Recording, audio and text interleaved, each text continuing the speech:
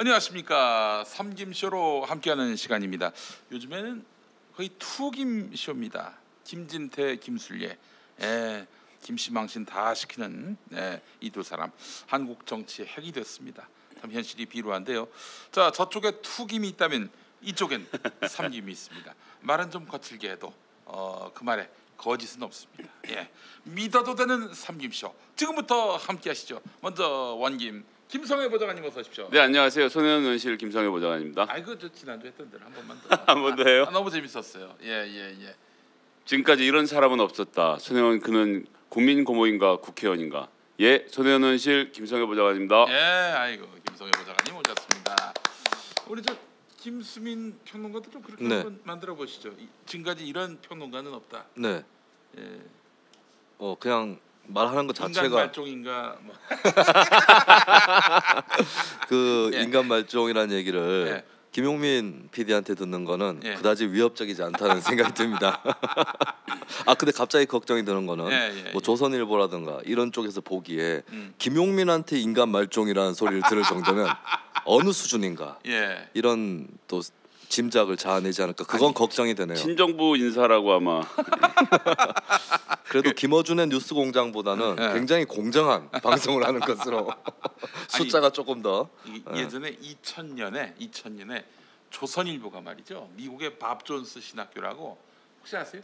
모릅니다. 밥 존스 신학교라고 지금 김장환 목사가 다닌 학교인데 여기는 뭐 어마어마한 인종차별과 뭐 하여간 이 그 중세 시대를 방불케 하는 그런 규칙 규율로 해가지고 학생들 때려잡는 데예요. 네. 그래서 그 학교에서 우리 저 보수 종교인의 대명사를 할 수 있는 김장한 목사도 거의 규칙을 어길 정도로 말도 한 거 아닙니까? 네네. 그때 그 조선일보가 그 밥 존스 신학교를 시대착오적인 학교라고 했어요.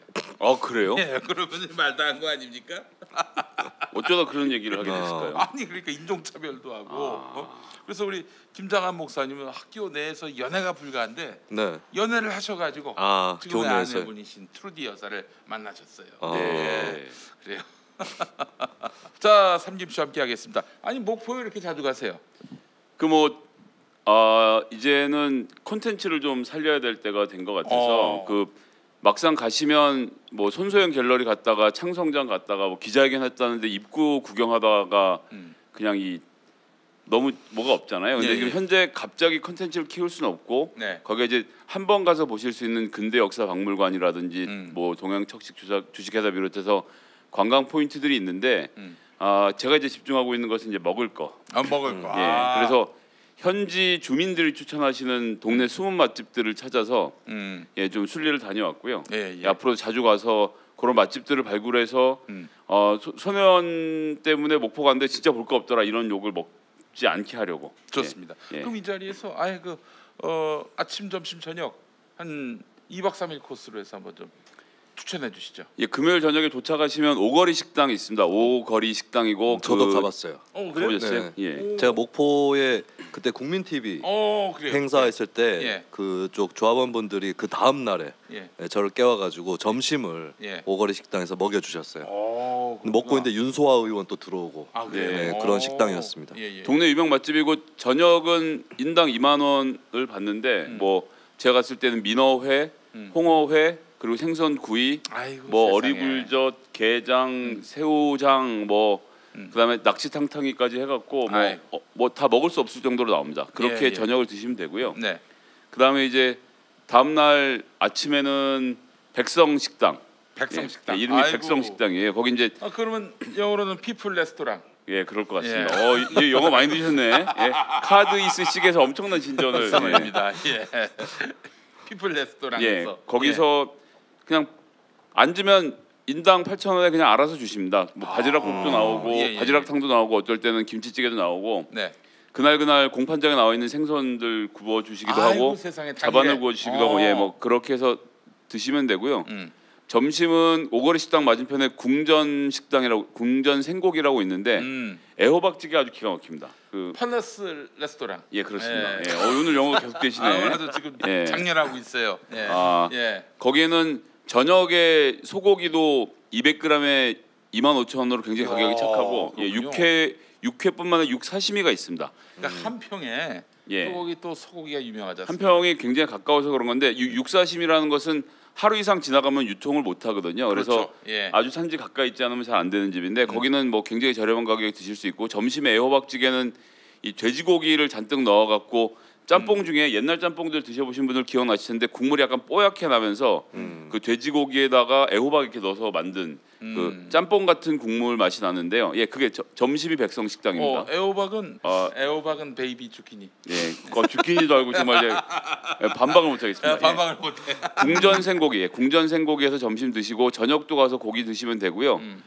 그 외에도 뭐 여러 군데들이 있는데 이제 제가 하나씩 좀 차츰 발굴해서 말씀을 드리도록 하겠습니다. 그 옆에 예. 흑산태도라는 집이 있어요. 저녁에 장사를 하는 집인데 남편분이 어부시고 부인이 고기를 잡아서 남편이 고기를 잡고 부인이 식당을 운영을 하는데 네. 거기 이렇게 다라이에다가 뭐 홍합, 전복 이런 것이 막 널려 있습니다. 그래서 세상에. 가면 알아서들 이렇게 이래저래 뭐 있는 것들 드시면 되는데 그 집 기본찬이 게장에다가 뭐가 나왔었지? 어리굴젓 뭐 이런 것들이 나오는데 거기서 홍합탕 시키시면 서울에서 먹는 그 홍합 아니고 조그만 거 뭐 가짜라면서요. 그렇지. 그런 거 말고 진짜 이 주먹만한 껍데기가 물론 좋은 것 같습니다. 안에 알은 좀 작지만 하여튼 그런 홍합탕도 드실 수 있고 그래서 제가 그 동네 서울에서도 레스토랑을 했던 분이랑 둘이 가갖고 그 홍합탕의 맛 개선에 대해서 또 한 30분 정도 토론도 했고요. 예. 그래서 그렇군요. 점점 더 훌륭한 음식이 나오는데 여기 이제 중요한 점은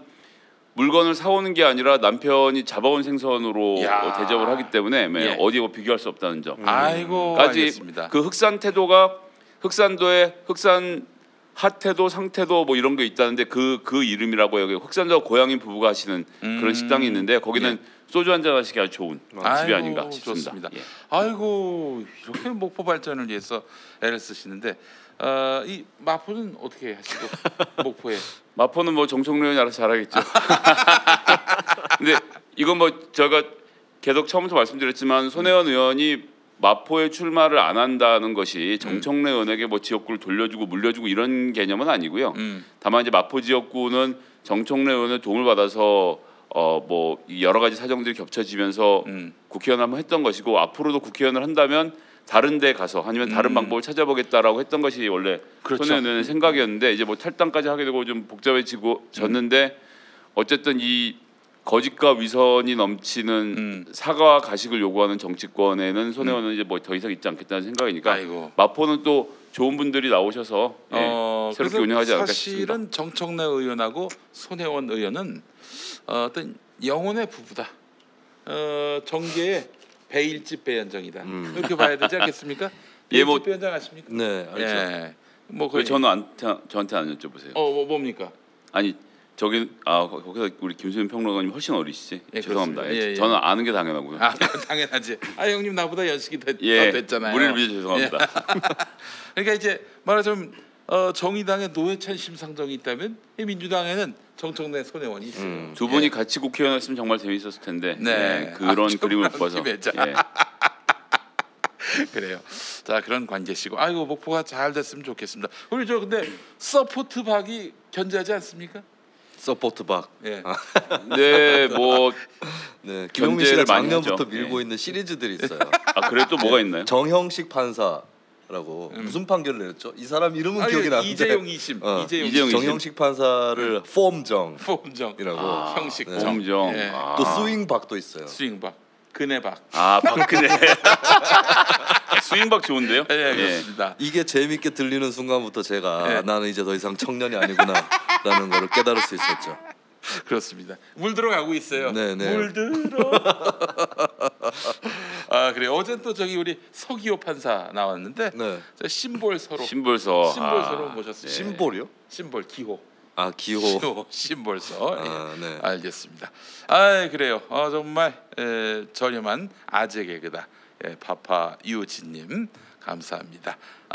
그래서 서기호 판사한테 광을 팔려고 하더라고. 그 형이 옛날에 말도 못했어요. 어버버했었어 그 형이 사실은. 근데 내가 이제 거기서 많이 훈육을 했지. 어떻게 훈육을 했냐면은 신화를 만들어야 된다. 네. 한국 정치는 없는 신화도 만드는 그런 공간이다. 여기서 이제 생존하려면은 말을 지어내야 된다. 가지고 그 목포고등학교 출신 아닙니까? 네네네. 서교 판사가 유달산에서 알을 깨고 나왔다. 자기가 그렇게 얘기해야 된다고 제가 알려줬습니다. 네. 많이 써먹을 겁니다. 예, 기대하고 있겠습니다. 예. 구미에서 금오산 알 깨고 나왔다고 얘기하고 다녀요? 아니요. 속을 줄 알았죠. 네. 알겠습니다. 노적봉 아니야 유달산에서 태어난 알기호. 그걸 서포트박이 유달산의 재개발 고층 아파트 허가를 내주던 당시에 국회의원을 하셨었고 최근에는 이제 반대로 돌아서 좀 다행인데요. 예. 그 유달산에다가 22층짜리 아파트를 올리겠다라고 했던 것이 이제 목포하고의 그 부딪혔던 포인트라는 점 예, 같이 봐주셨으면 근데 좋겠습니다. 그 유달산에다 왜 그걸 짓나? 그건 아니지 않나?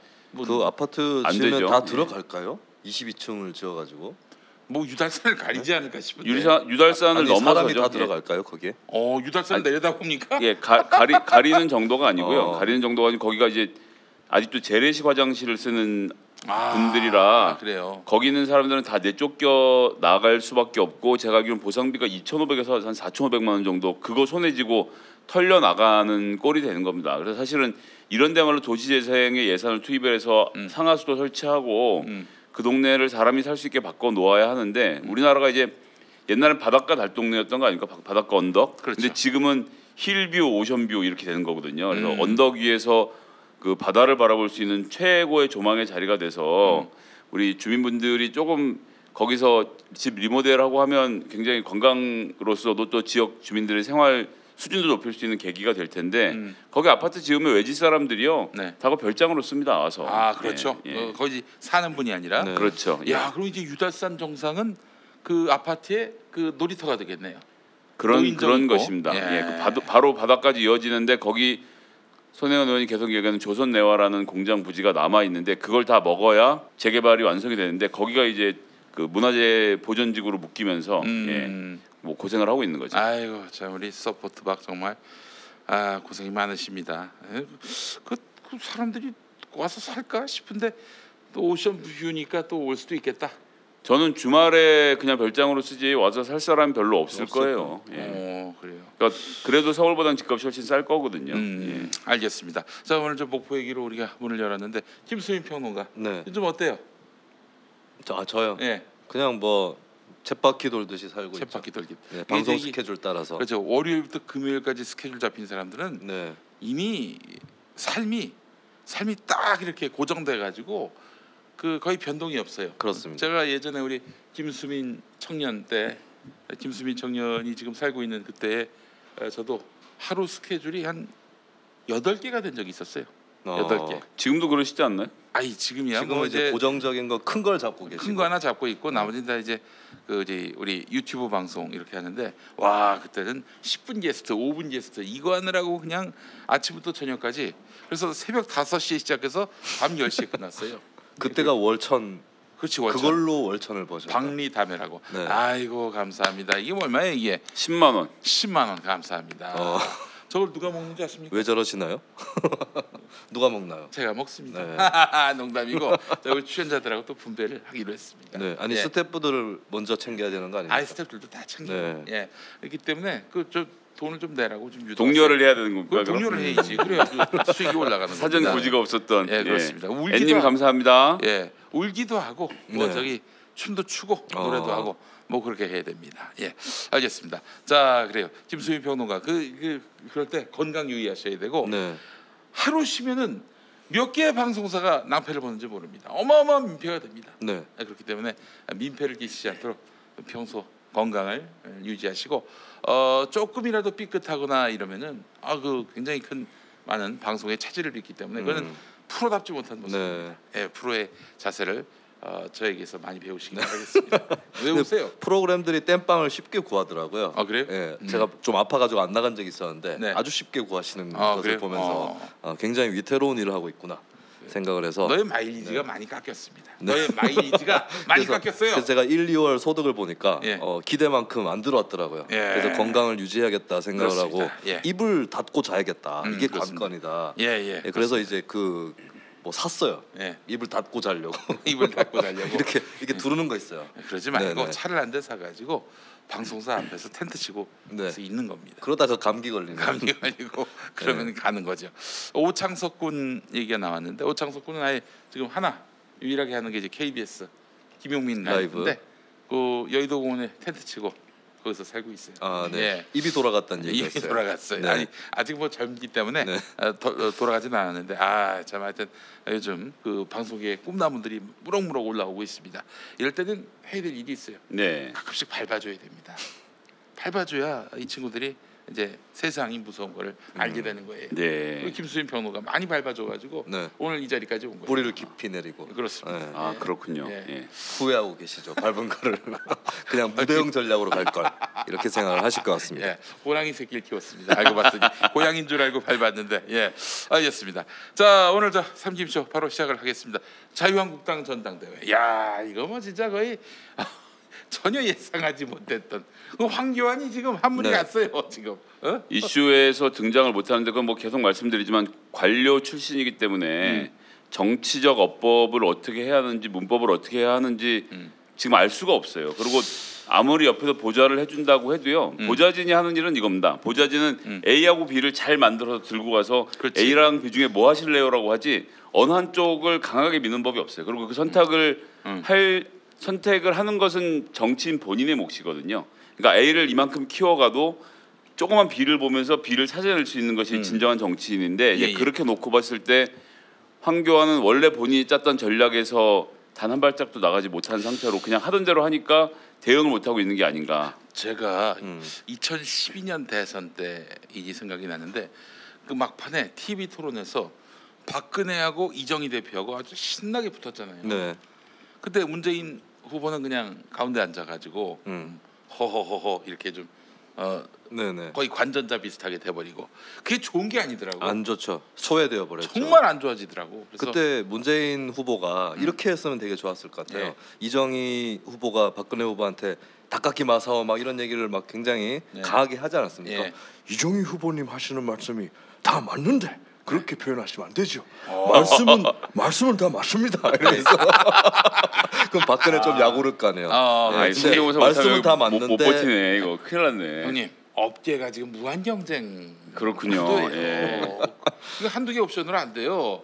분석만으로 안 됩니다 이게. 그 지금 저기 우리 네. 이저 김수민 씨는 문화평론까지 지금 옵션이 많아요. 네. 쓰임새가 많아야 됩니다. 예. 그래서 그때 이제 문재인 후보 나름의 방식대로 그때 개입을 하면서 그러니까 톤에 대해서는 이정희를 나무라면서 그 예. 내용에 대해서는 다 맞다고 얘기를 해버리는 그렇지. 예, 그런 개입 전략을 황교안이 찾아야 되는데 네. 지금 사실 황교안이 저는 이제 원래 판세대로면 한 5-60% 득표를 할 것이라 이렇게 봤었어요. 예, 예, 근데 예. 지금 하는 짓은 예. 딱 3등 하는 짓을 하고 있어요. 글쎄 말이에요. 이 선거에서 중간에 끼면 답이 없더라고요. 그렇습니다. 예, 근데 지금 딱 그런 행동을 보여주고 있고 시간아 흘러라. 이거예요, 어차피 지금. 내가 당 대표 되는데. 예, 그래서 시간아 흘러란데 지금 이대로 계속 가다가 예. 모르겠어요. 아직까지 뭐 이변의 가능성이 보이지는 않지만 하는 짓은 딱 3등 후보다. 중간에 1등 할 것 같은 후보가 중간에 끼다가 3등을 하는 그런 사례들이 있거든요. 그러니까 네, 지금 딱그 길로 가고 있어요. 황교안은 그 전당대회 그 합동연설회장에 모인 이 태극기들한테 밉보이지 않으려는 굉장히 소극적인 전략을 취하고 있어요. 이때 딱 나와가지고 여러분의 마음을 잘 압니다. 그러나 이 우리 당 밖에서 국민들이 저희를 지켜보고 있습니다. 이렇게 저 당 비상대책위원장에게 욕설하고 이런 건 바람직하지 않습니다. 여러분 자제합시다. 우리가 대안 있는 그 수권 정당으로서 제1야당으로서 뭔가 성숙한 모습을 보여줘야 되지 않겠습니까? 이러면서 딱 이렇게 이쪽 편도 아니고 저쪽 편도 아니지만 존재감을 탁 고추 세워야 하는데 말이죠. 네. 그런데 지금 그냥 어제 빠지더니 대구 가가지고는 뭐 지역 감정을 조장하는 발언이 나오고 말이죠. 그 메시지가 보름 내지는 한 달 전에 입력한 메시지가 계속 나오고 있는 거예요. 못 바꿔요. 예. 네. 그래서 황교안 가까이 가보면 네. 무슨 소리가 나지 않을까 가까이 가보고 싶습니다. 삐리삐리 삐리삐리 이런 소리가 나지 하도 않을까. 돌아가는 소리. 네, 로봇 같아요. 로봇. 그것도 인공지능도 아니고 예. 굉장히 9세대 로봇 같은. 그래요. 그 김성애 보좌관님 보시기에도 황교안 씨가 그렇게 해서 뭐 무난하게 대표가 되면은 저는 대표로서 존재감을 보이지 못할 것이다. 전 무난하게 대표는 될 거라고 보는데요. 네. 뭐 아무리 그래도 선거는 바람도 바람이지만 조직이 기본이 되어 있고 지지율이 또 기본적으로 있기 때문에 황교안이 될 거라고 생각하지만 그런데 지금 말씀하신 대로 그 외 구성원들 중에 예를 들어서 뭐 이런 뭐 김순례나 이런 사람들 들어가게 되고 막 이렇게 되면 예. 당골 볼만 할 겁니다. 그러면 아무도 당 대표의 이야기를 뉴스에서 적어주지 않을 거예요. 영이 안 서는 거죠. 한마디로. 지금 야단을 쳐야 되는데 이게 왜 안 되냐면 그것도 또 다시 원래 얘기로 돌아오는 건데 평생 사시 붙고 나서 뭐 검사 생활하고 영감님 소리만 평생 들으면서 누구한테인가 특히 자기 하급자한테 욕을 먹어본 적이 없는 사람은요 이게 못 견딥니다. 예, 그래서 유세 현장에 가서도 그 앞에 있는 사람들이 막 김진태를 연호하고 막 태극기하고 이러니까 저 사람들한테 밉보이는 소리는 못 하는 거죠.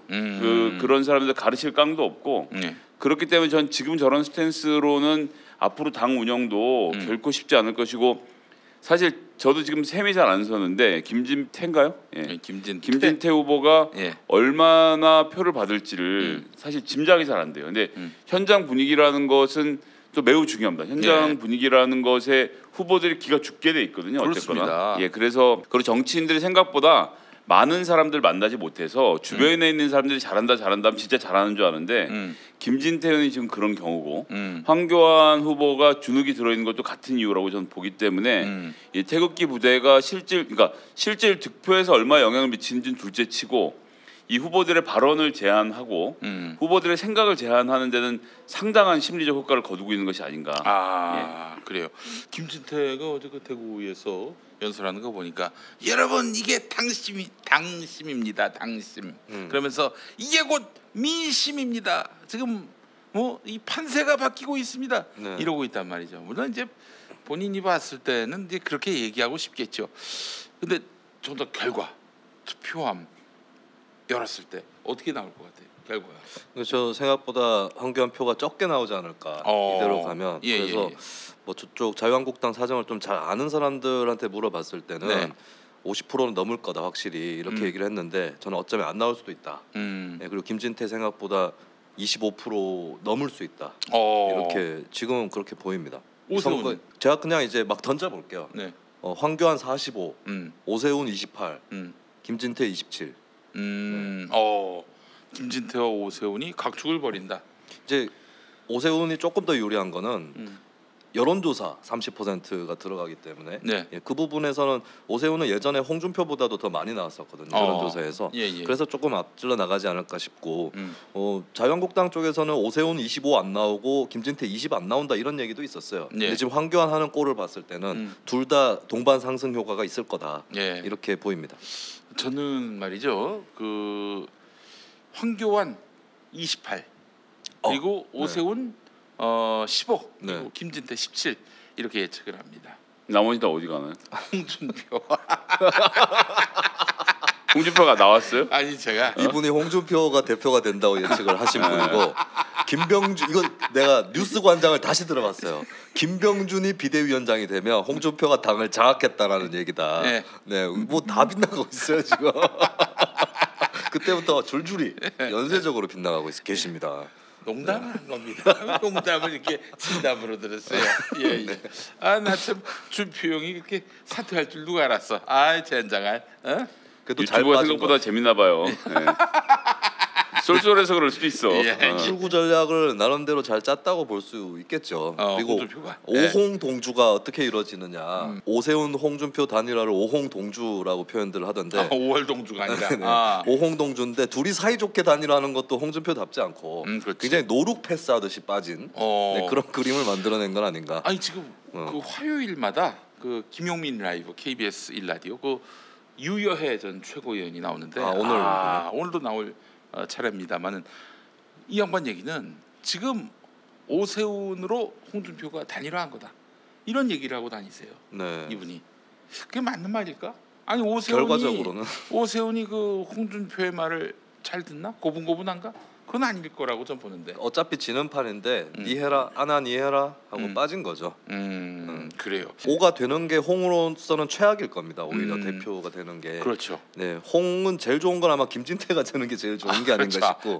아수라판이 될 것이니까. 네, 그리고 이제 황이 돼서 별로 성과가 좋지 않으면 역시 스트롱맨이 필요해 이런 메시지를 간접적 직접적으로 또 던지게 될 텐데 5가 됐을 경우에 나와바리도 좀 많이 겹치고 예, 그렇기 때문에 이제 5가 되질 바라진 않겠죠. 하지만 어차피 지는 판인데 뭐 밀어주고 졌다 이렇게 비슷하게 모양새를 좀 연출을 한 것 같아요. 나는 말이죠. 그 기본적으로 김진태가 겉으로는 저렇게 세게 나와도 굉장히 심약한 사람이라고 봅니다. 굉장히 내성적인 사람이에요. 그 오래전부터 나왔던 얘기가 김진태는 자영업 친박이라는 얘기가 있었어요.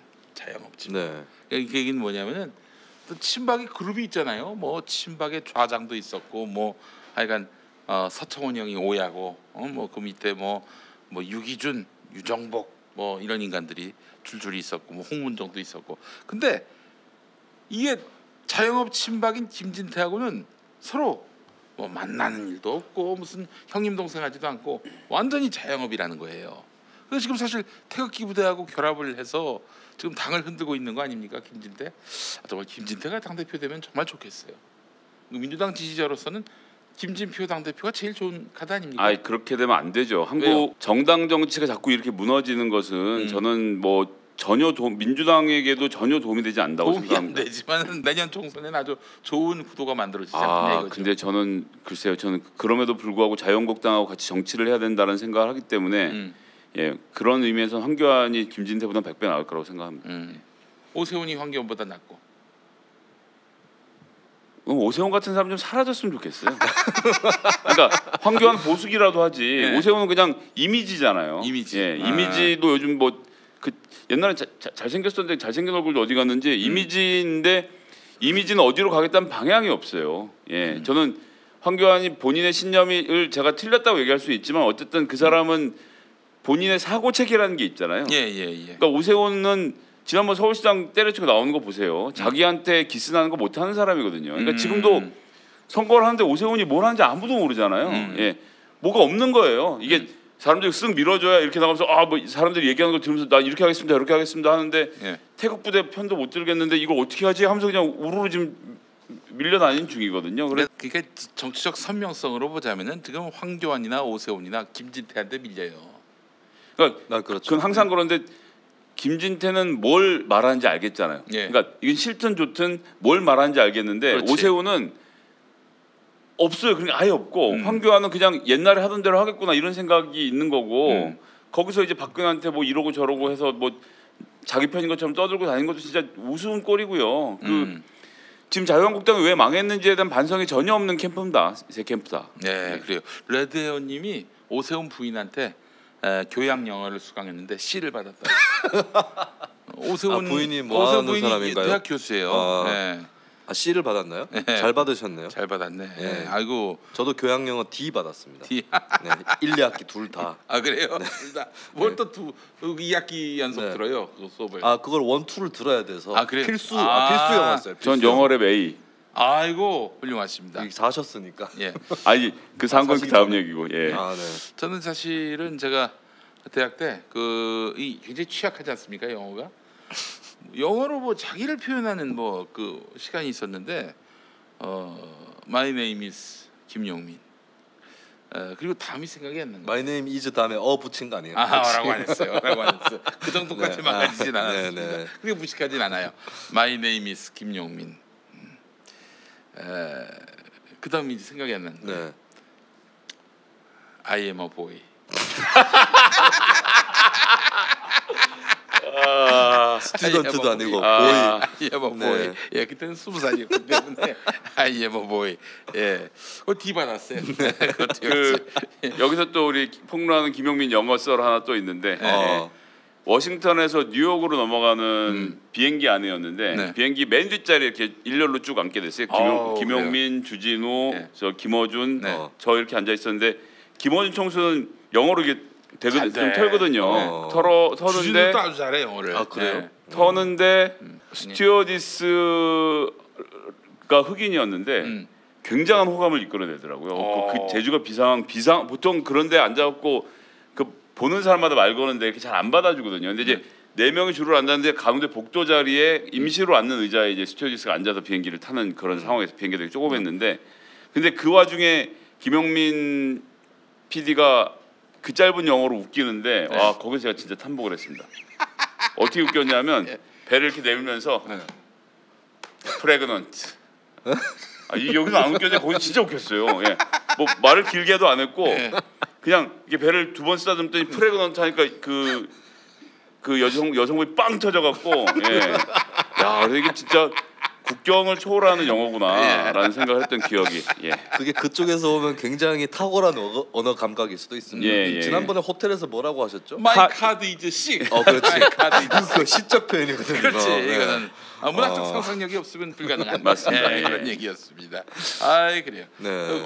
저기 우리 오세훈 시장 부인이 그래요. 대학 교수였어요.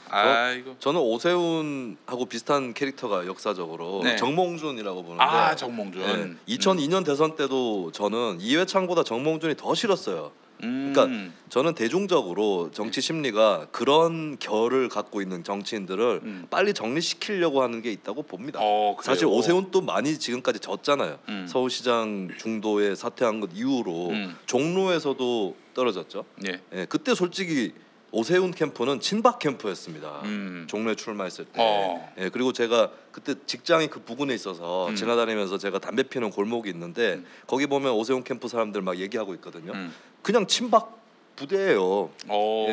그 실제로 박근혜 쪽에서도 정치 1번지이기 때문에 지원을 해줬고 그런데도 떨어진 겁니다. 근데 하도 카드가 없으니까 조선일보에서 오세훈이 떨어지고 난 다음에 또 불러내요. 그래서 굉장히 큰 지면을 하려서 인터뷰도 하고 그래서 지금 비박 카드로 살아 있는 건데, 제가 봤을 때 진짜 뭐 황교안 이런 사람들은 나름대로 대변하고 있는 층이 있고 그리고 그 층은 어쨌든 우리 국민인데 저는 오세훈은 그냥 아까 제가 얘기했던 끼어 있는 사람, 틈새로 그냥 기회주의적으로 왔고 딱히 있으나 마나한 그런 정치인이고 빨리 정리돼야 될 정치인이라고는 봐요. 아니 그러니까 이제 컨텐츠가 없어요. 그리고 또 세상 물정도 모르고. 저 이제 그런 점에서는 오세훈이 또 안철수랑 다 있다고 보는데 정치 혐오를 기반으로 한 테크노크라트들의 모임이라고 보여지고, 그래서 클린 정치하면서 뭐 지구당도 없애고 모두 없애고 그때 이제 뭐 물론 그럴 정도로 문제가 있었던 것이 있긴 합니다만 지금에 와서는 이것이 정치의 커다란 족쇄가 되고 있는 정치 자금이라든지 여러 가지들을 놓고 보면 이것도 그때 오세훈이 의원하던 시절에 만들어진 법안들이거든요. 근데 생각해 보면 안철수도 똑같이 국회의원을 예를 들면 200명으로 줄이자든지 뭐 그러니까 뭔가 큰 그림이 있고 큰 그림에서 디테일이 그려지는 게 아니라 사람들이 박수 치는 거 아무거나 골라갖고 막 여기저기서 잡탕을 하는 정치 진짜 좀 제발 좀 그만했으면 좋겠어요. 알겠습니다. 그래요. 세상 물정 모르는 이 정치인들이 뜨내기처럼 정치권 대회하다가 아주 제대로 니킥을 맞고 자빠진 거죠. 근데 안철수는 요즘 뭐 하나? 저는 그냥 뭐 독일에 있겠죠. 그 뭐 다시 정치할 계획은 있을까요? 원래 내로 들어오면 바보가 아닐까. 그러니까 홍준표에 비해서는 잘하고 있는 거예요. 지금 숨어 있는 게 낫습니다. 지금은 지금 튀어나가지고 내 말이 맞았지, 뭐 문재인 정부가 뭐 잘못했지 이러면 그 말 중에 설령 대중들이 공감할 말이 있더라도 없어 보이거든요. 숨어 있는 게 상책일 텐데, 근데 문제는 이제 내년 총선 때쯤에는 다시 나올 텐데 그 이후로 미래가 있을지 그거는 굉장히 뭐 거의 없다고 봐요. 저는 다음번 총선에 부산 출마하고 그 다음번 2년 있다가 밀양시장 봅니다. 고향이 밀양이거든요. 안철수가? 오, 그래요. 그래서 밀양시장은 왜? 그러니까 뭐 서울시장에서 안 됐으니까 그 다음번에 부산 출마해보고 그것도 안 되면 밀양에서라도 뭐 한번 해보겠. 아이고, 그렇게까지 지저분하게. 이제 조롱하는 겁니다. 실제 그렇게 할 일은 없고. 그렇게까지 하겠어요. 알겠습니다. 2장까지 갈 수도. 그래요. 알겠습니다. 그래요.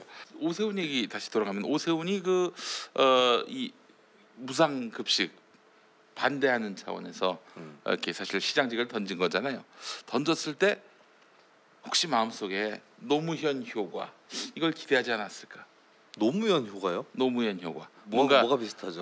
뭔가 나의 직을 던지고 가치를 위해, 철학을 위해서 나의 이 한 몸, 이 서울시장직을 던질 수 있는 이런 결기, 이 결기를 바탕으로 이걸 도약대로 해서 대선까지 진출하는 이런 그림을 그리지 않았겠는가? 노무현 대통령은 직을 던지진 않았죠. 재신임 승부수를 걸었지만 마이가 정치적 승부수를 던진 거라고 치고 그건 뭐 노무현을 참고한 거라면 완전히 이상하게 꼬여버린 셈이 될 테고 그렇죠. 그때는 아마 이제 정책적 승부수로 그때는 지금보다 더 유망했던 것 같아요. 박근혜 빼고는 오세훈이 뭐 좀 위에 그랬죠 당시에는. 네. 그런 상황에서 정책적으로 그때 또 무상 교육, 무상 급식, 무상 복지가 가장 큰 화두였으니까 근데 일부 당시 한나라당 정치인들은 이거 좀 어느 정도 받아줘야 된다 이런 입장이었는데 오세훈은 이제 좀 극보수 쪽에 더 어필을 하는 그런 전략을 분명히 갖고 있었겠죠. 네. 그리고 성품도 영향을 끼쳤다고 보는 게 그게 좋지 않은 이미지를 주는 게 당시는 서울시로 보면 여소야대였거든요. 예. 민주당이 서울시의회에서 더 많았는데 그럼 단체장이라는 사람은 어쨌든 그 야당이 더 많은 의회하고 뒹굴면서 부대끼면서 어우러지면서 합의를 도출해야 됩니다. 그렇지. 그게 사람들이 단체장들한테 기대하는 거거든요. 근데 그걸 못 참고 자신이 처음에 시장할 때는 여대 야소였는데 그게 뒤집어지니까 못 참고 울면서 질질 짜고 뭐 33% 넘겨주십시오 하다가 안 돼서 떠나버린 거거든요. 그러니까 저는 거기에 뭐 그것만 있지는 않았다고 봐요. 그 힘들지 지금 뭐 서울시 의회는 민주당이 거의 한 70% 가까이 먹은 상태고 그 전에는 사실 2006년 지방선거만 해도 거의 서울시 의원을 한나라당이 석권을 했었거든요. 그때는 제가 생각하면 곧 정책이 되고 예산으로 집행이 된단 말이죠. 근데 그런 상황이 아니란 말이죠. 근데 계속 여기서 시장을 한다? 아 이거는 뭐 자기가 시간 낭비만 한다고 판단을 하는 거예요. 그래서 어차피 나의 다음 갈 길은 대선밖에 없으니 일단 한번 대차게 한번 당시 야당과 붙고 그렇게 해서 보수의 아이콘이 돼서 차기 주자의 아이콘이 돼서 대선으로 간다. 이런 구상이 있었을 거라는 생각이 듭니다. 전 뭐 낙곰수도 역할을 톡톡히 하셨지만 결국은 그렇다고 봐요. 애들을 굶기는데 직을 걸겠다라는 프레임을 우리가 쳤고 그 프레임이 작동을 했던 것이라고 보는 게 맞을 것 같고요. 그러고 나서 보수의 아이콘이 될 수도 없는 게 계속 말씀드리지만 이미지로 정치하는 사람들은 그 이미지의 소비가 끝나면 퇴출되게 돼 있습니다. 그렇습니다. 안철수가 그렇게 해서 소비된 후 퇴출된 거고 오세훈도 소비된 후 퇴출된 거고 그렇게 놓고 봤을 때 예를 들면 박원순 시장은 이미지로 해서 들어왔지만 본인이 갖고 있는 활동력이나 컨텐츠로 어떻게든 그림을 만들어서 서울시장직을 계속 유지해가는 케이스로 좀 경우가 다르다고 보고요. 예, 알겠습니다. 자, 자유한국당 이번 전당대회에서 황교안이 뭐 된다고 치고요. 또 뭐 김술래가 최고위원이 된다든지 이렇게 해서 지도부에 또 김준교 예. 청년 최고위원 3호 남성? 남자 3호. 예. 그 인간이 또 지도부에 들어간다. 이런 상황이 된다면은 골 때리겠어요. 남자 3호까지 들어갈까 싶은데 근데 이제 저도 잘 모르겠는 게 요즘 보면서 흥미진진하다고 생각하는 포인트는 뭐냐면 어쨌거나 전 세계적으로 파퓰리즘이 먹어주잖아요. 이게 외국에서 먹어주니까 우리나라에서 먹을 거라는 사대주의가 내 마음속에 있는 거예요, 사실. 그래서 김진표도 그렇고 김준교 케이스도 그렇고 김순례 케이스도 그렇고 김진표가 아니라 김진태. 예, 김진태 죄송합니다. 김용민 PD도 김진표라고 한번 하셨던 아 그래요? 죄송합니다. 죄송합니다. 김진태입니다.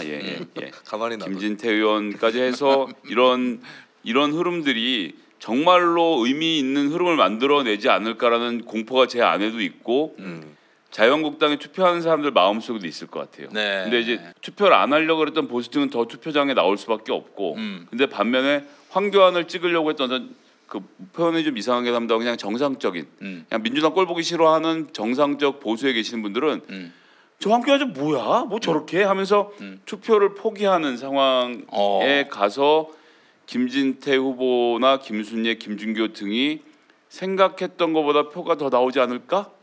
약간 근데 이건 저는 지금 여론조사를 안 봤기 때문에 뭐 함부로 말씀드리기 어려운데 그런 분위기가 좀 흐르고 있다는 느낌이 들어요. 그래요. 이렇게 해서 만약에 친박이 대거 입성하고 친박이 장악하는 그런 당이 된다면 저는 틀림없이 제3지대에서 보수 정당이 새로 출현한다고 봅니다. 어떻게 보세요? 지금 뭐 김현철 씨, YS 아들인 김현철 씨가 개혁 보수 신당이 필요하다 이렇게 운을 띄웠고 그 자체로는 뭐 파장은 별로 없을 것 같은데. 근데 그 개혁 보수에 김무성이 들어갑니다. 맨날 들어가죠. 뭐 비박 이런 사람들이 들어가는 거니까. 측면에서 우리 무성희 형이 개혁 보수예요. 그러게 말이에요. 그러니까 뭐 예전에 상도동계 민추협 뭐 이런 출신이라고 그런가 본데 어쨌든 그런 얘기가 나오고 있고 박성민 정치 컨설턴트도 뭐 개혁 보수신당, 중도 보수신당 뜰 수 있다라고 얘기를 하는데 일단은 바른미래당이 좀 알박기를 어느 정도 해놓은 상태잖아요. 근데 바른미래당이 지지율이 계속 안 나오고 그다음에 민주평화당이랑 통합을 한다. 이렇게 되면은 그리고 이제 거기에 플러스 자유한국당에서 이탈하는 사람들이 있다라고 한다면 그러면 이제 제3지대 형식의 보수신당이 출현을 할 수가 있겠죠. 아 그래요. 사실은 바른정당 원래 이제 그 당명으로 가칭으로 이제 썼던 게 개혁보수신당이었어요. 네네. 줄임말로 개보신당, 개보신당이었는데, 그래요. 근데 사실은 선거 앞두고 급조한 정당이 잘된 케이스를 본 적이 없습니다. 네. 바른정당이 대표적인 예 아닙니까? 그렇죠. 근데 뭐 총선을 앞두고 더 이상 자유한국당에선 정치를 할 수 없으니까 나와가지고 우리는 친박 도려냈습니다. 여러분 우리는 개혁 보수신당입니다 하면서 밀어주십시오라고 했을 때 과연 국민이 호응할 수 있겠는가? 저는 그 선거라는 건 아무리 그래도 지역에 있는 조직을 장악하고 있는 게 굉장히 중요하거든요. 그렇죠. 보수나 진보나 마찬가지고 여기 보시는 분들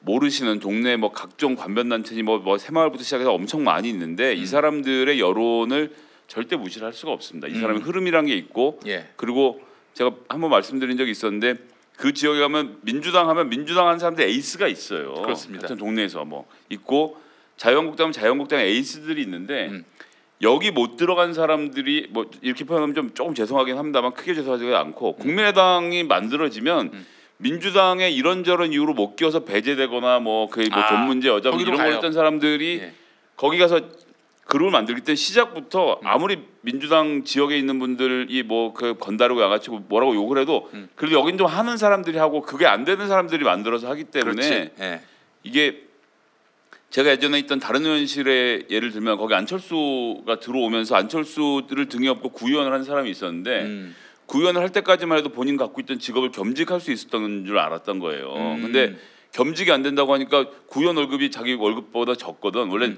이거 두 개를 포기 갖고 그 돈을 2배로 벌 수 있다고 생각을 했다가 결국 1년 있다 그만뒀어요. 근데 그 사람이 안철수 돈이 안 된다고? 안철수 포럼 출신이거든. 그러니까 그렇게 자질 검증이 되지 않은 사람들이 제3지대로 가는 경우가 많아서 저는 의미 있는 모임이 만들어지기 어려운 게 하나 있고 그다음에 두 번째는 개혁 보수 신당을 만들기에는 민주당이 너무 보수적이에요.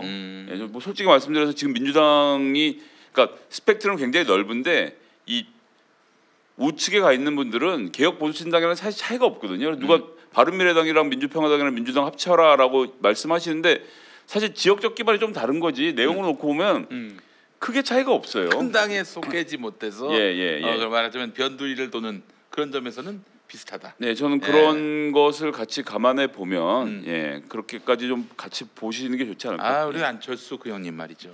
후회가 막급하실 거예요. 제가 자질을 보지 못했습니다. 발음 똑바로.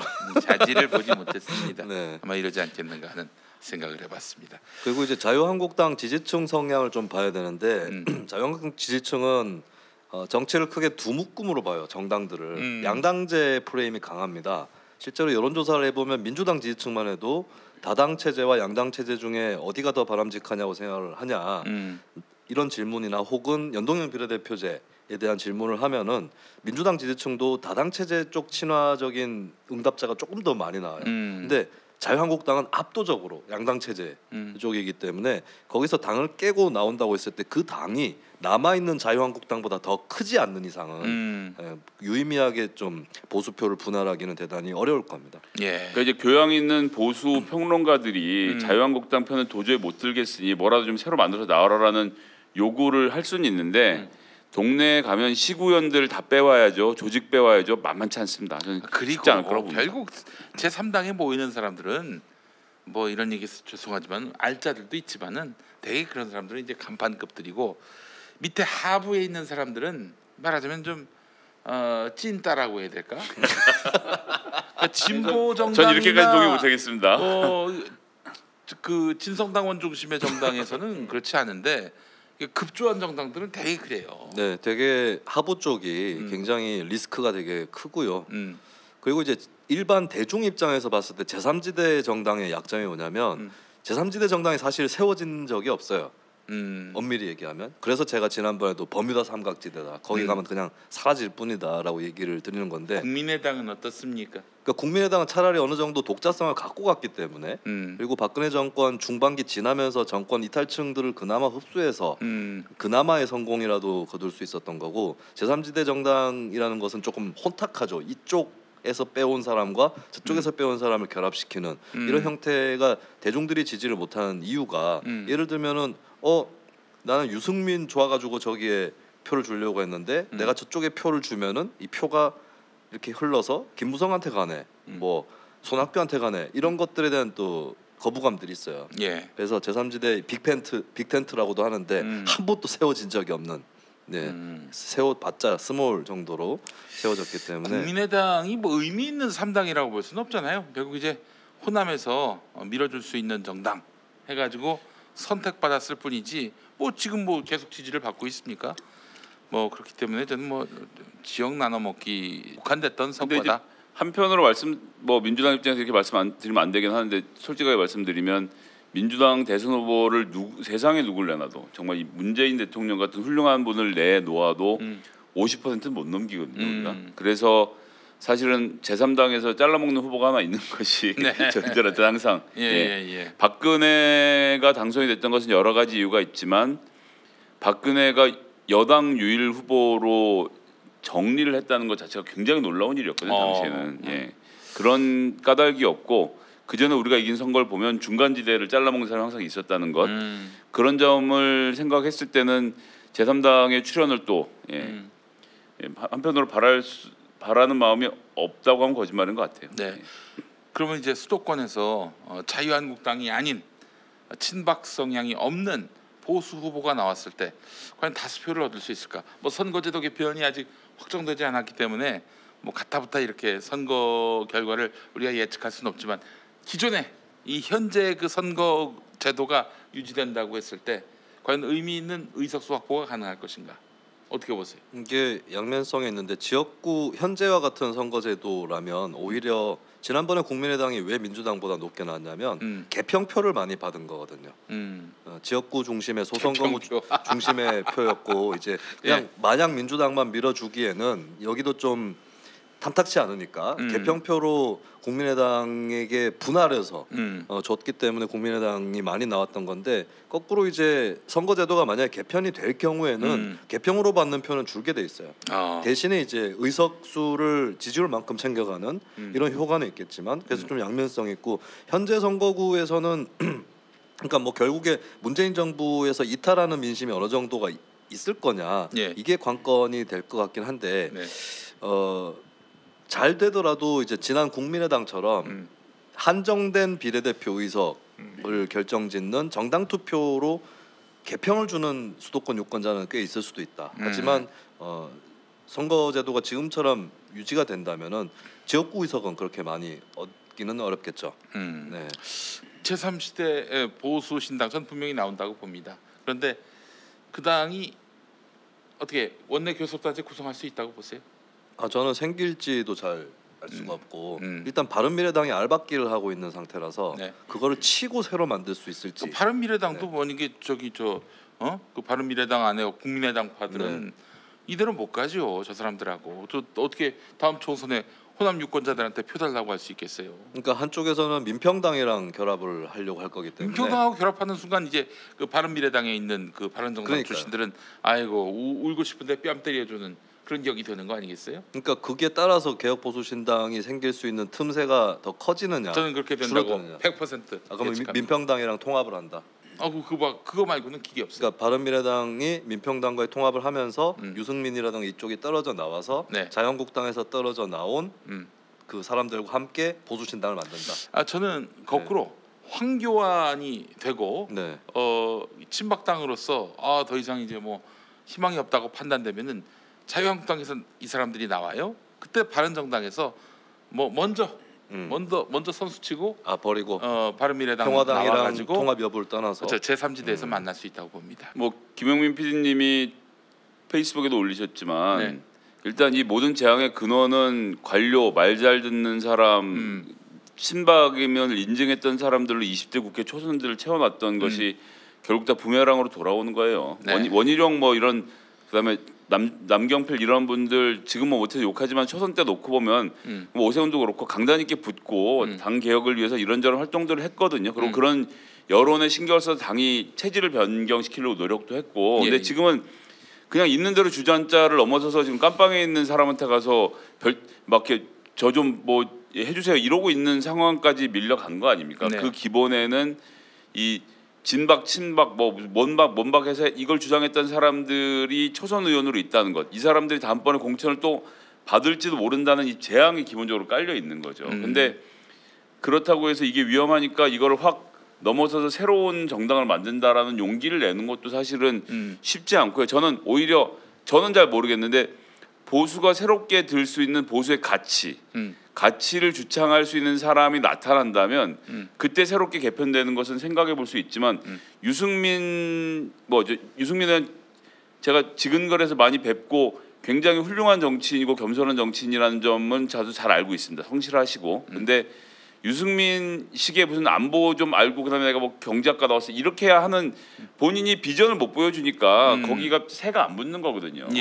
그렇기 때문에 저는 좀 어둡게 보고 있습니다. 그러니까 보수의 가치라는 게 저는 지금 모르겠고 그 보수의 가치를 누군가 들고 나오는 40대가 있다면 예를 들면 이제 그런 식으로 해서 한번 큰 물갈이를 앞으로 기대해 볼 수는 있겠죠. 근데 김준규 어떻습니까? 새시대 힘. 아니 그 진짜 아니라니까 그런 사람들은 사라져야 돼요. 그런 분들은 저는 김준규는 보수 신당이 아니라 파시스트 신당을 만든 사람이죠. 우리가 그래서 진짜 이렇게 해서 다음번 선거에 200석을 민주당이 만든다고 한들 그러면 민주당이 자정 능력을 잃어서 또 정치가 전 엉망이 될 거라고 생각하고요. 어쨌건 여야가 싸우고 그 안에서 협상하고 협잡하고 뒷거래하고 이러면서 정치는 한 발씩만 가는 거죠. 무슨 우리가 혁명하는 게 아니지 않습니까?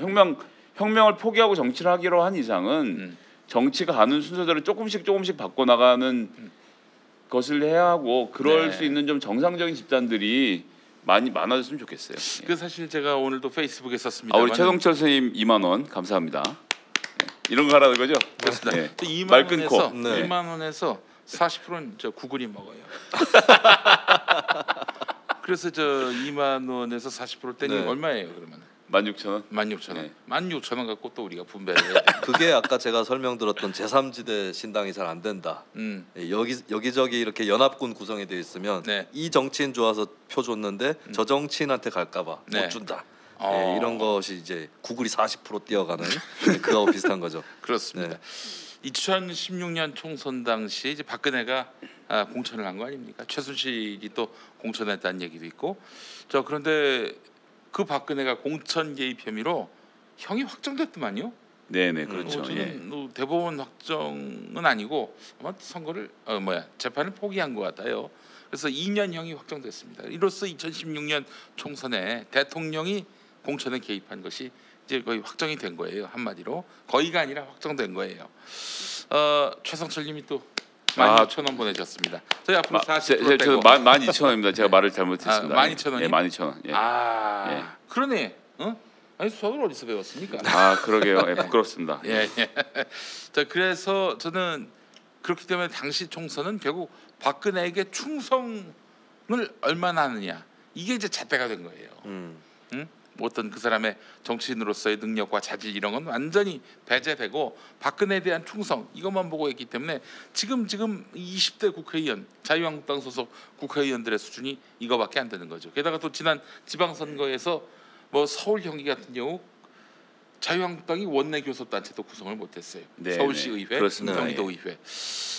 이렇다면 지역 조직이 다 무너진 거 아닙니까? 어떻습니까? 이렇게 지역 조직이 무너졌는데 내년 총선에서 이긴다? 이게 가능할까요? 그래도 총선은 본인 개인기고 지역 조직이 무너졌다는 것은 당선이 안 됐을 뿐이지 지역에서 활동하고 있는 사람들이 있는 거니까요. 저는 그 저력을 절대 쉽게 봐서는 안 된다고 생각해요. 예, 그리고 그래도 우리 과거보다 쪽 좀 우습게 봐도 되는 거 아닙니까? 뭐 그렇게 합니다. 예전에 제가 우습게 볼 수 아예 없는 사람이었는데 뭐 그런 면에서 좀 나아지긴 했지만 여하튼 선거 때가 되면요 너무 강한 사람은 국민들이 또 지지를 안 하게 돼 있어요.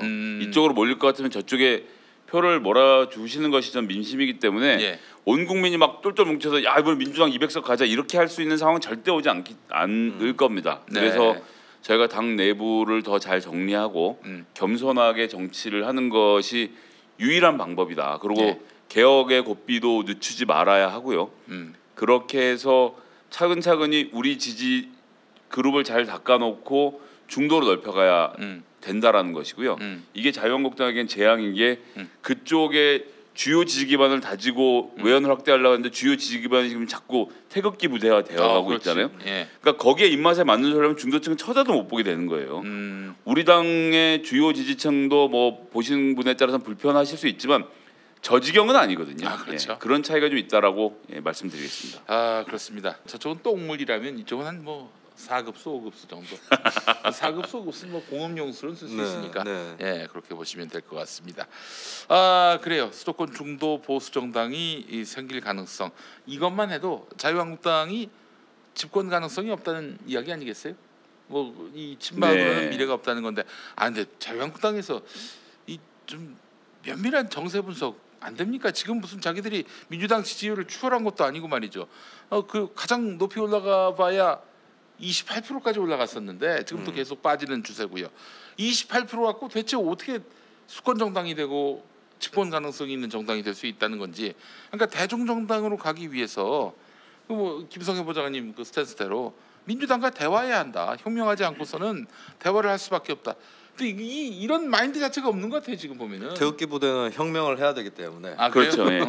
예, 예, 그 단계에 있는 것이고 알만한 사람들은 알 거예요. 우리나라 정치 패턴이나 이런 걸 봐도 자유한국당이 아무리 잘해도 다음 대선에서 다시 정권을 탈환할 가능성은 없다고 봐야 되거든요. 아무리 못해도 민주당이 10년은 가야 된다고 봅니다. 네. 예, 아무리 못해도 그렇게 될 것 같아요 지금. 아니 이 10년 순간에서. 더 갈 수도 있어요. 오늘 보니까 하태경 의원이 이해찬의 그 20년 집권론이 자유한국당을 보니까 가능할 것 같다고 이렇게 얘기를 했어요. 근데 자유한국당에서 그런 얘기를 들었어요. 하태경이는 지금 민주당 가려고 한다. 지금 말하는 거 보면은 문재인 대통령 공격하지만은 그 인간을 보면은 민주당에 가고 싶은 마음이 지금 추운 것 같다. 이런 얘기를 하더라고. 민주당에 간다기보다는 이제 민주당 성향 표를 좀 잡으려고 하는 거죠. 뉴스 공장도 나가고.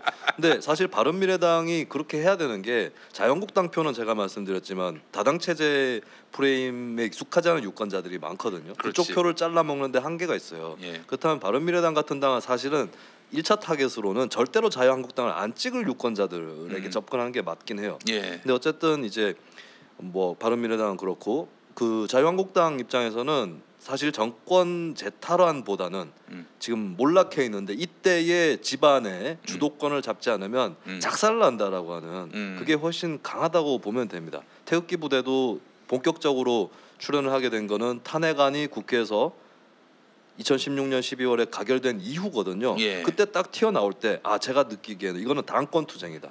탄핵 반대가 아니다. 자유한국당, 새누리당의 그 몰락하는 집안이지만 대대로 내려온 금고를 사수하기 위한 예. 그 당권 투쟁이다라고 보시면 되겠고 그렇기 때문에 지금까지 그렇게 당해왔음에도 예. 오히려 태극기 부대라든지 지지받고 있던 그 층을 상대로 또 지지받으려고 하는 그런 행동에 머무르고 있는 거죠. 바른미래당 얘기가 나와서 그런데 와 이준석이 지난번에 100분 토론 나와서 토론한 거 봤어요? 보지는 못했어요. 예, 그 저 무슨 건이었더라. 그 하여튼 젠더 갈등 문제와 관련해서 나와서 얘기를 했었는데 이 이준석하고 하태경은 젠더 이슈 관련해서 지금 20대 30대 남성을 중심으로 해가지고 여성가족부 혹은 페미니즘에 대한 굉장히 불편한 심경을 대변하는 역할을 하면서 바른미래당으로 이제 말하자면 20대 30대 남성의 지지층을 모으려고 좀 길을 쓰고 있는 것 같습니다. 그러니까 전에도 우리 김수민 평론가한테 얘기했는데 성우형한테도 얘기했나? 그저 우리 이준석 최고위원이 네. 우리가 이제는 젠더 문제를 집중적으로 다뤄야 한다라고 얘기를 했는데 손학규 대표 굉장히 시큰둥한 표정을 지으면서 그런 얘기를 했다는 거예요. 교회에서 싫어하는데 이제 젠더를 트랜스젠더로 알고 계시고 이분이 젠더가 뭐 수준이다. 예. 한 번만 좀 소개 한번 해주십시오. 트랜스젠더는 교회에서 싫어하는 문제예요. 만덕산에 가서 돌을 더 닦고 오십시오. 예. 그래요. 그러니까 지금 이 젠더 문제가 매우 심각합니다. 여성가족부가 그 최근에 아이돌 관련해서 네. 이제 뭐 닮은 사람은 나오지 말게 해야 한다. 뭐 이런 뭐 무슨 그 일방적인 전 그거 보니까 그 맛있는 녀석들 폐지되는 거 아닌가 걱정이 좀 되더라고요. 맛있는 녀석들이면 그 비슷하게. 개그맨 분들 뚱뚱한 분들이 문세윤하고 저기 뭐 김준원 다 비슷한 체구 아닙니까? 유민상. 유민상까지 그 몸매들이 다 다른데 각양각색 그 쌍둥이 형제들을 아이돌도 어떻게 하면 그런데. 좋습니까? 그거 밀려 나가는 거지. 아니 그것도 그렇고 또 최근에 뭐 여성가족부는 아니지만 방송통신위원회가 저기 뭐 불법 음란물 유통을 막기 위해서 사이트 차단을 했는데 사이트 차단 방식이 그 누가 거기 접속하려고 했는지를 파악할 수 있을 그런 형식의 그 차단이어서 논란이 되고 있습니다. 그래서 지금 문재인 대통령 정부가 지나치게 이 젠더 문제와 관련해서 좀 안이하게 판단하고 있는 거 아니냐 이런 지적이 있던데 어떻게 보세요? 이건 뭐 이제 외줄타기를 하는 심정으로 발언을 해야 되는 부분이라서 본전밖에 못 찾아요. 본전 찾기 어렵죠. 근데 전 이 얘기는 꼭 좀 드리고 싶습니다. 제가 문화체육관광위원회 소속이었기 때문에 그런데 그러네요. 지금 맡고 있는 게 그러니까 방통위가 맡고 있는 사이트가 이 음란 사이트가 중심이 아니고요. 이게 온라인 불법 도박 사이트가 훨씬 많아요. 근데 지금 사행성 감독위원회라는 조직이 있는데 여기서 파악하는 바로는 우리나라의 불법 도박 시장의 규모가 80조에 달합니다. 80조. 그렇게 많아요? 우리나라 전체 예산의 그 5분의 1 수준이죠. 80조가 길거리에 뿌려지고 있습니다. 그게 스포츠 도박도 있고 온라인에 뭐 그래프도 있고 뭐 등등 그리고 이제 동네 하우스에서 하는 도박까지 다 합쳐갖고 이제 불법적으로 있는 거는 다 해서 80조인데요. 이 시장을 빠르게 잠식해 가고 있는 것이 온라인 도박 시장이고 그래서 뭐 지난번에 그것이 알고 싶다 해서 이재명 시장을 무리하게 엮어서 보도를 했던 그 성남 그 파의 국제파요? 그 외국에서 나가서 했던 게 그런 불법 도박 사이트들 만드는 일을 했던 거고 얘네들이 이렇게 해서 100억, 200억씩 벌어들여요. 그렇구나. 이 시장이 어마어마하게 큰데 이것이 어디서 시작되냐 하면 불법 웹툰 사이트에다 광고를 붙이는 형태로 해갖고 해서 그러니까 사람들이 보던 웹툰이 있으니까 그 웹툰 주소 찾아가면 위에서 이게 나오게. 그러니까 웹툰 주소가 바뀌더라도 계속 이걸 광고를 해갖고 이게 유입하는 양이 많아서 이 문제를 단속해야 된다라는 게 있었던 거예요. 그래서 이게 포르노 단속도 물론 같이 하고 있고 그 문제에 대해서는 저는 많은 논쟁을 해야 되는 부분이 있다. 기본적으로 이런 산업을 어떻게 할 것인가에 대한 심도 깊은 토론이 필요한데 그 문제를 말씀드리는 것이 아니라 지금 실제로 단속이 되고 있는 것들은 불법 도박 사이트고 예를 들면 주소를 하루 이틀 간격으로 바꿔가면서 계속 장사를 하고 있기 때문에 이건 정말 때려잡을 필요가 있다는 점으로 피해가는 식으로 아사모사 일단 말을 여기까지만 하겠습니다. 아니 그러면은 그 명목으로 얘기하면 사람들이 동의가 될 텐데 이게 또 뭐 음란물 이러니까 아니 성적 자위결정권, 성적 자위결정권 그걸 꼭 자위용에 쓴다는 편견을 버리십시오. 그건 뭐에다 갖다 쓰니? 그냥 볼 수도 있는 거죠. 그냥 볼 수만 있어. 예술작품 감상하듯이. 그거는 각자의 취향이겠죠. 그래요. 그 포르노도 아니고 사실은 불법 동영상이란 말이죠. 그리고 명분은 나쁘지 않아요. 그거 뭐 우리가 그걸 뭐 사실은 뭐가 정말 그게 꼭 필요해서 반대하는 사람도 있겠지만은 저 같은 사람 이렇게 음란물과는 담을 쌓은 성결한 삶을 사는 왜 웃어? 왜 웃어요? 아닙니다. 성결한 삶을 사는 이런 저희 입장에서는 이게 주소를 국가기관이 아니더라도 뭐 통신사업자라도 그게 그 흔적을 확인할 수 있다는 점 자체가 찜찜하단 말이죠. 굳이 그렇게 할 필요가 있었겠는가? 다른 유효한 그런 차단 수단이 분명히 있을 텐데 그게 없긴 해요. 없어요. 만들기가 어렵고 지금 보는 것은 그러니까 패킷 감청이라고 해서 내가 어디를 보고 있는지까지 보게 된다는 건 큰 문제라고 생각을 하는데 지금은 주소까지만 보이는 형태로 하는 거라서 거기에 대한 논쟁이 있는 것이고요. 근데 이 모든 걸 떠나서 이렇게 이것이 중차대하다고 생각하지 않았던 것도 큰 문제고 이렇게 중차대한 문제는 공론화하고 토론하는 과정을 거쳤어야 하는 거죠. 아이돌 문제도 마찬가지로 예. 여자들 뭐 이렇게 해서 뭐 삐쩍 마른고 뭐 하얀 사람들 이런 사람들만 선호하는 문화가 잘못됐다라는 비판은 문화 평론가가 하면 되는 거거든요. 그렇죠. 예, 그러고 그런데 이제 그 여가부에서 물론 규제한다고 해서 진짜로 무슨 행정 지도를 할 수 있는 규제는 아니지만 그런 것들을 자꾸 선언적으로 말하고 말아버리니까 아니 그렇게 치면 아이돌만 그렇습니까? 배우들은 그러면 여배우들은 다 얼굴 하얗고 마른 사람만 있지 그 외에 다른 체형이 우리나라 여주인공에게 허락이 되나요? 그리고 그게 뭐 다른 나라가 또 안 그런 것도 아니고 물론 좀 차이가 있는 것은 네. 미국 같은 경우는 어깨가 넓고 근육이 탄탄한 건강한 여성들도 굉장한 매력으로 그걸 봐주는 문화라는 건 있습니다. 우리나라에 비해선 예 그런 문제가 있다는 점은 저도 인정을 하지만 꼭 그렇게 여자 아이돌을 구체적으로 찝어서 계도하는 식으로 얘기를 하는 것은 정말 세련되지 못한 방식이었다라고 저는 그렇게 좀 비판을 하고 싶습니다. 김수민 평론가 네. 어떻게 보세요? 일단 그 HTTPS 예. 예, 거기에 대해서는 저는 반대하는 입장이고요. 그리고 지금 나오는 얘기도 이제 그렇게 막아놓은 걸 또 뚫을 수 있는 기술들도 있고 아이고, 방법들이 얼마든지.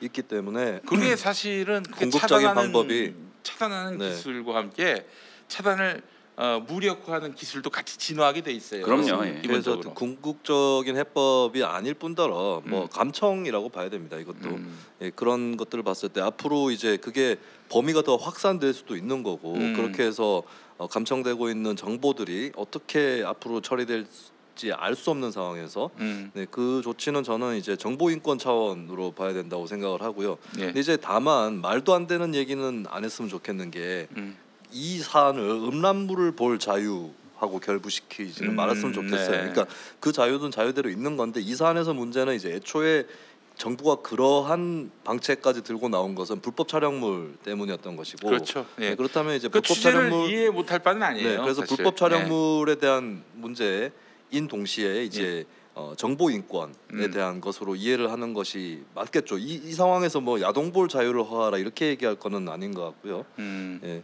그리고 이제 여기까지 문제가 오게 된 불법 촬영물 문제에 대해서 좀 심각하게 생각을 해야 될 테고 예. 그리고 이제 뭐 막는 거 인터넷에 접속을 어떻게 하는 거 이거 아니라 이제 그 사이트 자체를 뭐 없앤다거나 네, 굉장히 처벌할 수 있는 그 방법을 찾는 게 지금 또 정보 인권을 주장하고 계시는 분들이 또 같이 요구하고 있는 것이기도 하고 이번에 보니까 시민단체 중에서 이제 뭐 참여연대나 또 진보 네트워크 센터라든가 이쪽은 정보 인권 쪽 입장에 섰는데 뭐 한국사이버 성폭력 대응센터 여기서는 찬성 입장을 내놨어요. 근데 저는 거기에 동의하진 않지만 그러나 한국사이버 성폭력 대응센터와 같은 불법 촬영물 그리고 웹하드 카르텔에 맞서 싸워왔던 그런 사람들의 노력은 인정하고 또 독려하고 지원하고 후원할 필요가 있지 않나 생각을 하고요. 그리고 아이돌 문제는 어처구니가 없었던 게 이게 지만원인가 예.